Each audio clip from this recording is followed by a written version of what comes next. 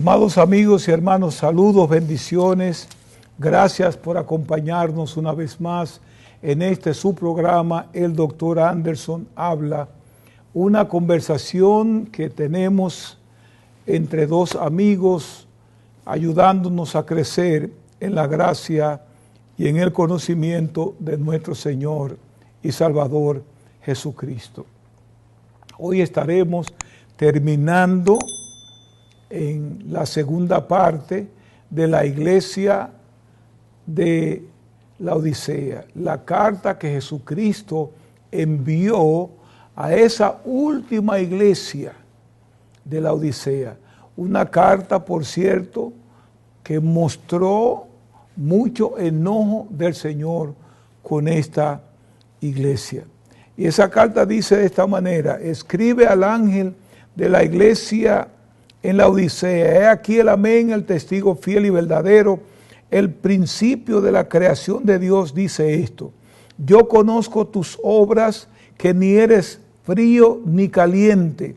Ojalá fueses frío o caliente, por cuanto eres tibio y no frío ni caliente, te vomitaré de mi boca. Porque tú dices, soy rico y me he enriquecido y de ninguna cosa tengo necesidad, y no sabes que tú eres un desventurado, miserable, pobre, ciego y desnudo. Por tanto, yo te aconsejo, escuchen bien esto, que de mí compres oro refinado en fuego, para que sea rico, y vestido blanco para vestirte, y que no se descubra la vergüenza de tu desnudez, y unge tus ojos con colirio para que veas. Yo reprendo y castigo a los que amo. Sé pues celoso y arrepiéntete. He aquí yo estoy a la puerta y llamo. Si alguno oye mi voz y abre la puerta, entraré a él, cenaré con él y él conmigo.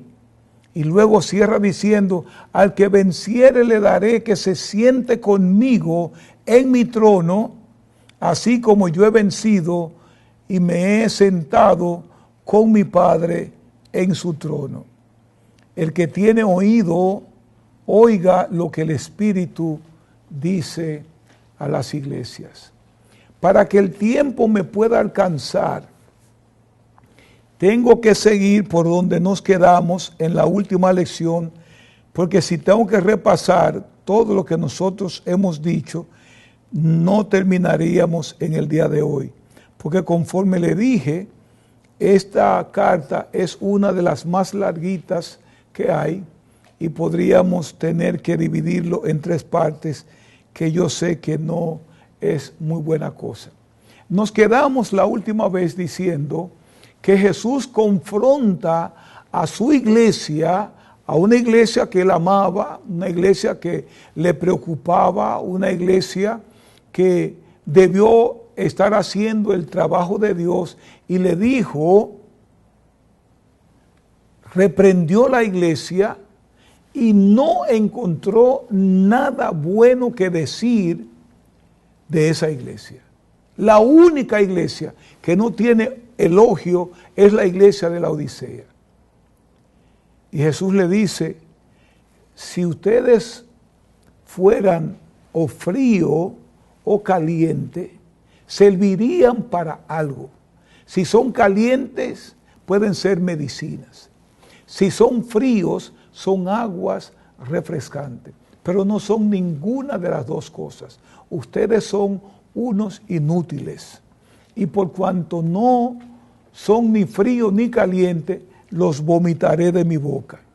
Y como ya les dije, esta es una retórica que simplemente indica el intenso disgusto de Jesús con la iglesia. Estaba bien enojado. Y algunos pensamos que la palabra vomitar de mi boca no fue lo suficientemente fuerte por la condición que nosotros sabemos de la iglesia de la Odisea. Entonces, Jesús está diciéndonos que una iglesia tibia lo hace vomitar. Y tal vez cabe la pregunta aquí, ¿cómo sientes tu relación con Dios? ¿Cómo siente tu iglesia su relación con Dios? Porque Dios rechaza ese tipo de cristianismo. El cristianismo que no es ni una cosa ni la otra. El cristianismo que no tiene, o la iglesia, debo decir, que no tiene realmente una personalidad definida, como era el caso de la Odisea. La Biblia dice que Jesús no la quiere. Y si nosotros estamos viviendo de esta manera, compartimos el mundo y compartimos la iglesia, y la gente no sabe lo que somos, imagínense ustedes que el mundo puede saber si somos o no somos, aunque quizás se equivoquen, pero cuando nos oyen o nos ven actuando de cierta manera, algunos preguntan, pero yo pensé que tú eras cristiano. Si el impío puede reconocer nuestra estabilidad en Cristo, imagínense ustedes si Jesús no la va a conocer. Porque como enseñamos en el principio, Jesús anda en medio de sus 7 candeleros o candelabros. Él vive inspeccionando la iglesia todo el tiempo. Y es por eso que sabe tanto de la iglesia y sabe tanto que sabe cosas que la misma iglesia no tiene conocimiento. Los incrédulos en la Odisea no recibían la santidad espiritual ni la vida espiritual, porque la iglesia no estaba cumpliendo activamente su función de dar testimonio del Evangelio de Jesucristo. No testificaban de Cristo, no vivían una vida de testimonio que la gente pudiera entender, estos son los de Cristo. Entonces, las 2 razones que ya les di tiene que ver con la tibieza de la iglesia de la Odisea.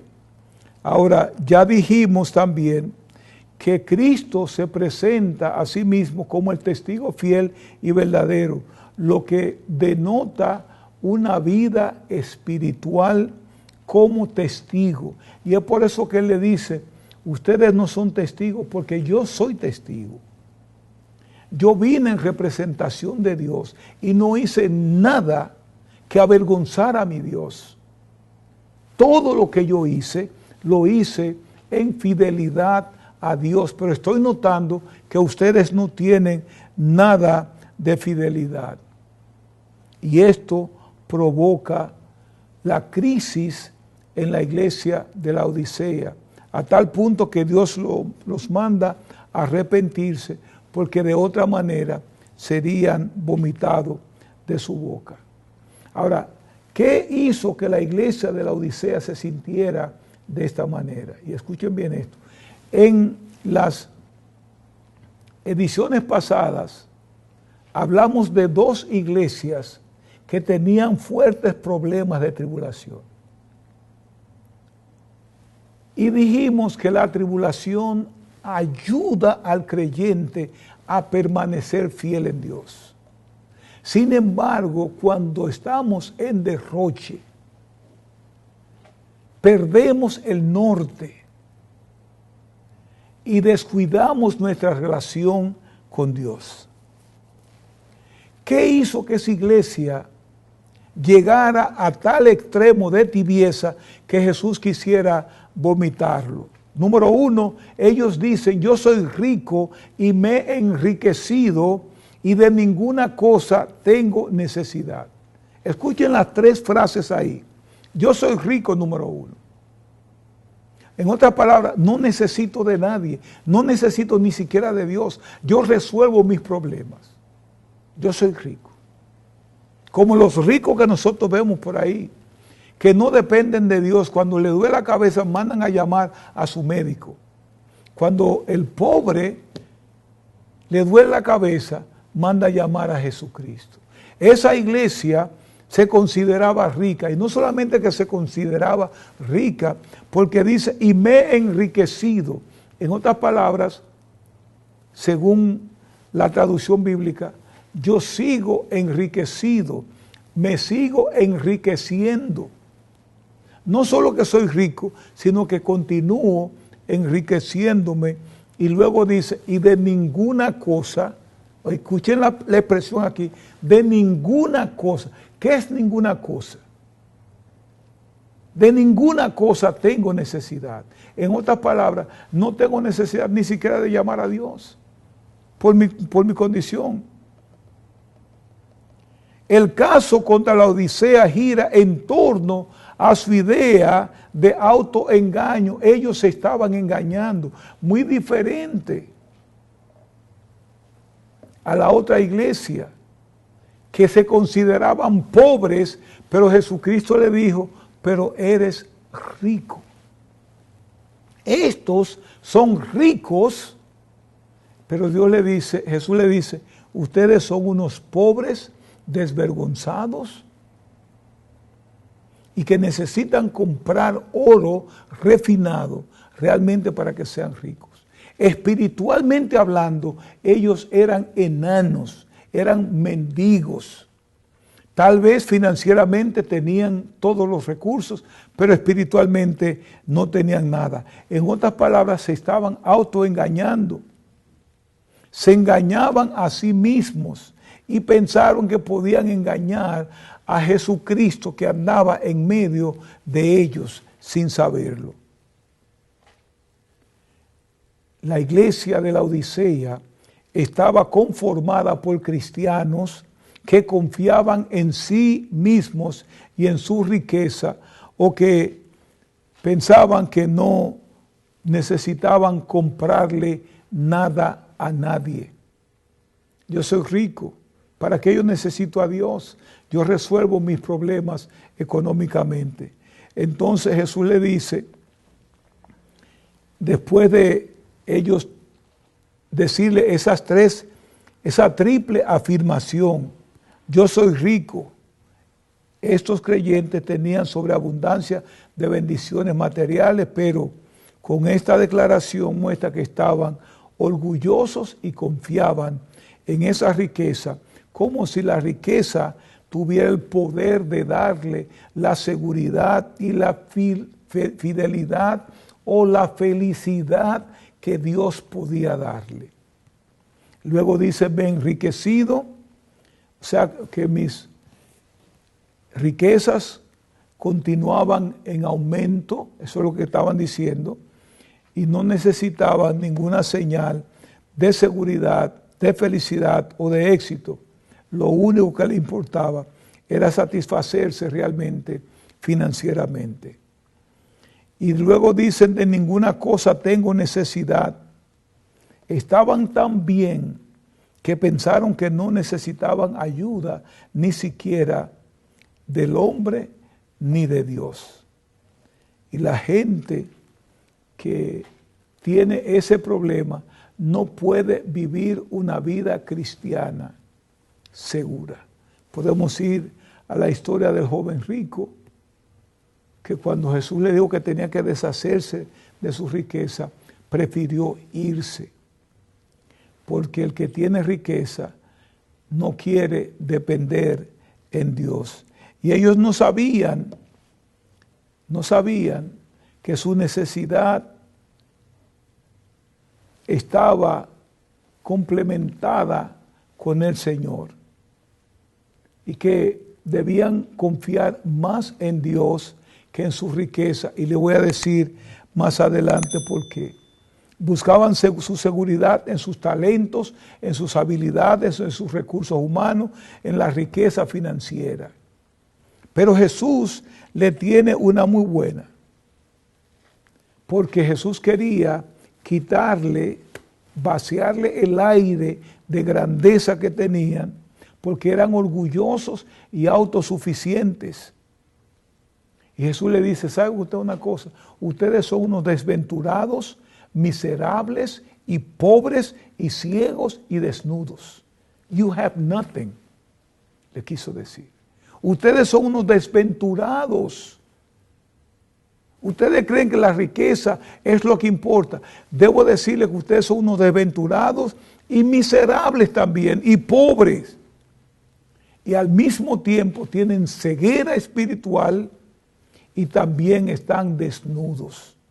La riqueza que ustedes tienen no significa nada porque en realidad les falta todo. Reunían 5 características en un solo todo. Y cada uno se estaba construyendo el uno sobre el otro. Miserable, ¿qué significa miserable? Angustioso, lamentable. Cuando le dice, ustedes son unos miserables, le estaba diciendo, ustedes son unos angustiados que viven en lamento. Describe a alguien en un estado que lo convierte en un objeto de lástima extrema. Eran unos mendigos, o la iglesia era prácticamente una iglesia mendiga.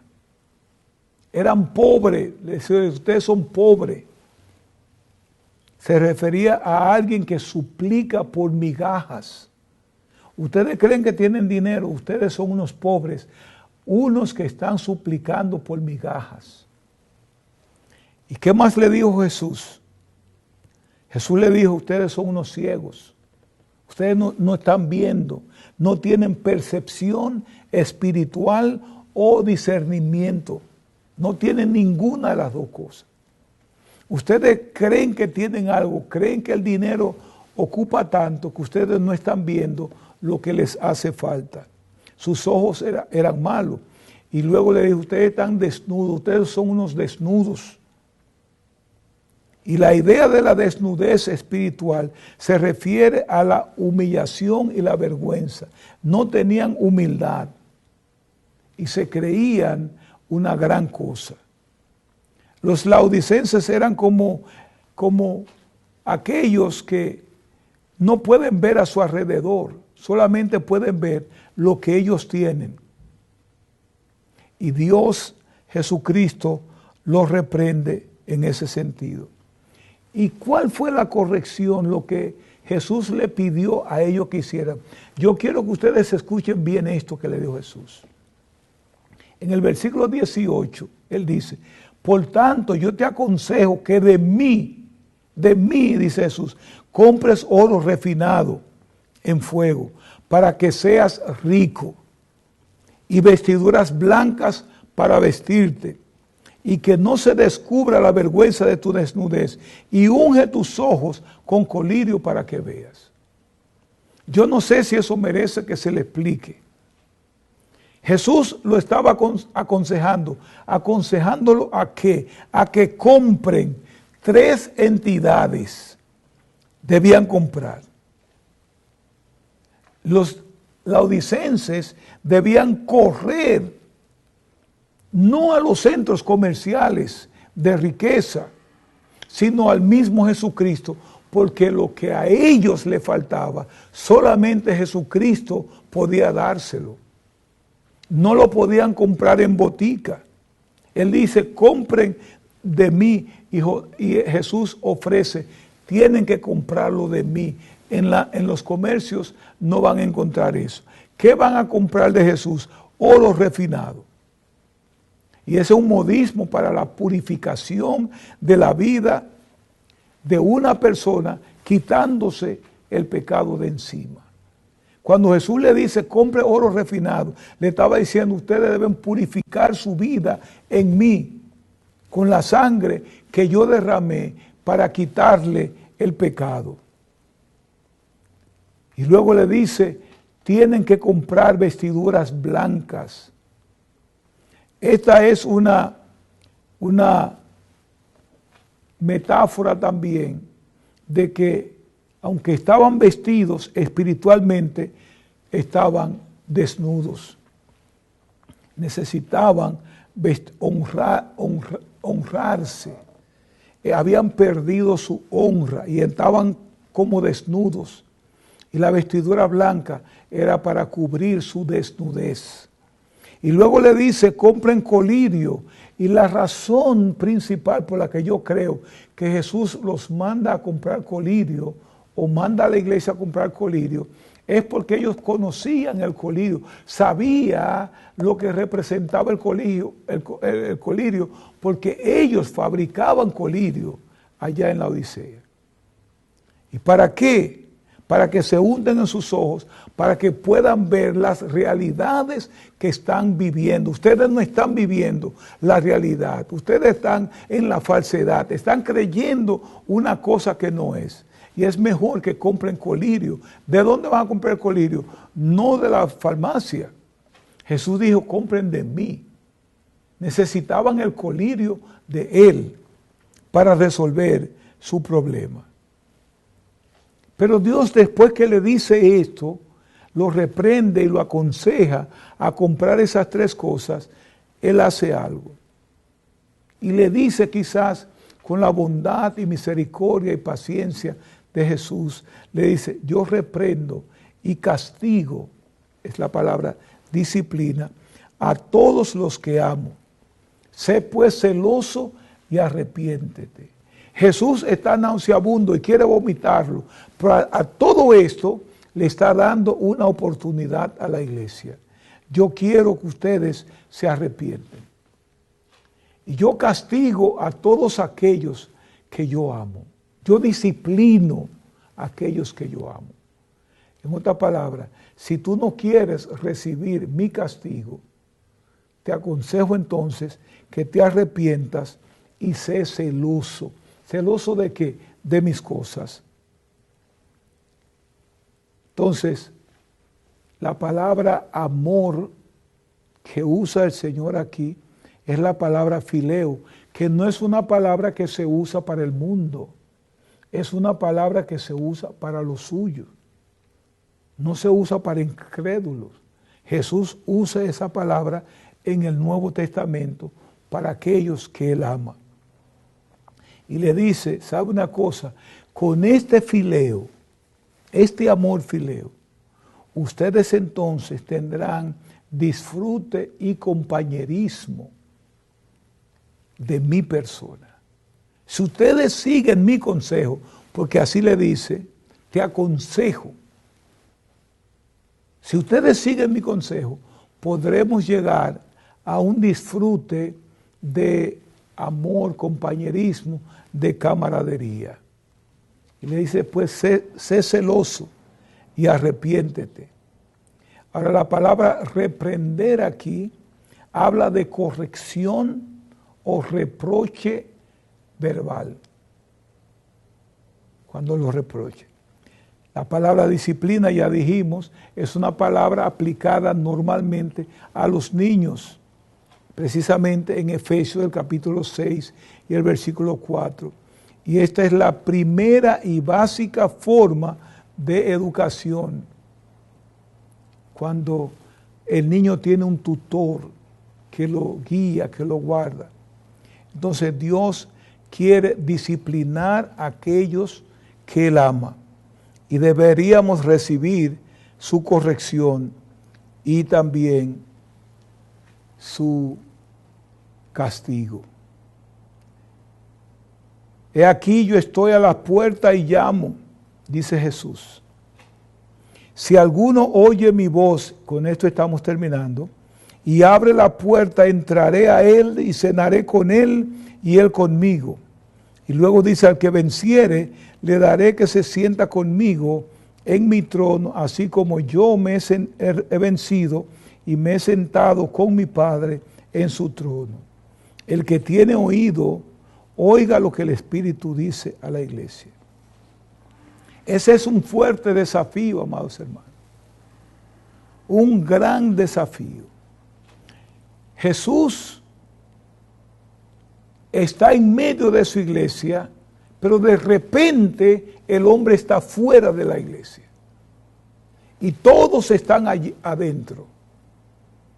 Y la palabra dice que Él está tocando a la puerta. Yo quiero volver a recalcar que no se está hablando aquí de tocar el corazón de los impíos. Jesús no está tocando ningún corazón de ningún impío. Jesús está tocando la puerta de su iglesia que lo dejó afuera. Mientras todos adentro estaban teniendo su reunión y su cosa, lo habían dejado afuera. No podemos dejar a Cristo fuera de nuestra iglesia o de nuestro hogar o de nuestra propia vida. Lo que hace eso es la abundancia a veces. Yo conozco de personas que caminan kilómetros para ir a una iglesia en mi país. Pero aquí, si tú no sales a buscar a los hermanos, no te vienen a la iglesia. Y nuestro billete dice, en Dios confiamos. Pero muchas veces estamos dejando a Cristo fuera de nuestra vida. Y Él es un llamado, yo estoy a las puertas y llamo. Ese versículo describe a Jesús buscando la entrada a su propia iglesia con el propósito de renovar el compañerismo. El compañerismo se había perdido y Jesús quiere renovarlo. Y Él está haciendo un llamado. Pero nadie oye. Hay tanto bulla adentro, algarabía y cosas, que no lo oyen. Y Jesús le hace una promesa al que abre la puerta. Él le dice, si alguien oye mi voz y abriere la puerta, entraré a él, cenaré con él y él conmigo, no con la iglesia. Aquella persona del grupo que oye la voz del Señor y abre la puerta, Jesús entraría a esa persona y delante de todo el mundo tendría compañerismo con esa persona, cenaría con esa persona y esa persona con él, no con la iglesia. El que oye su voz, nada más. Y nosotros tenemos que estar claros en ese sentido. Entrará a la iglesia, sí, pero no para tener comunión con la iglesia. La iglesia lo ha echado fuera. Y observen bien, yo estoy a la puerta y llamo. Si alguno o si alguien oye mi voz y abre la puerta, entraré a él, no a ella. Entraré a él y él cenará conmigo.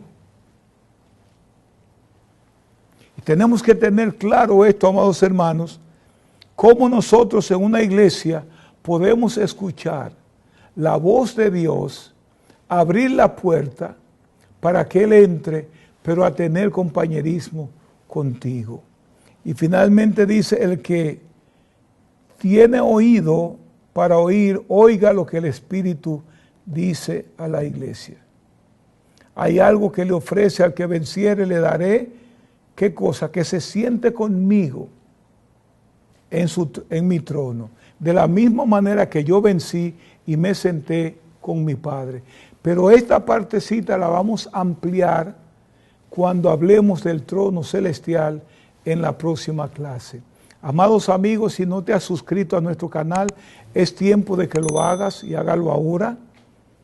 Y danos un me gusta, queremos expandir el Evangelio de Jesucristo y comparte también sobre todo este mensaje con tus amigos, con tus vecinos, con todo el mundo. Sobre toda cosa guardada, guarda tu corazón porque de él mana la vida.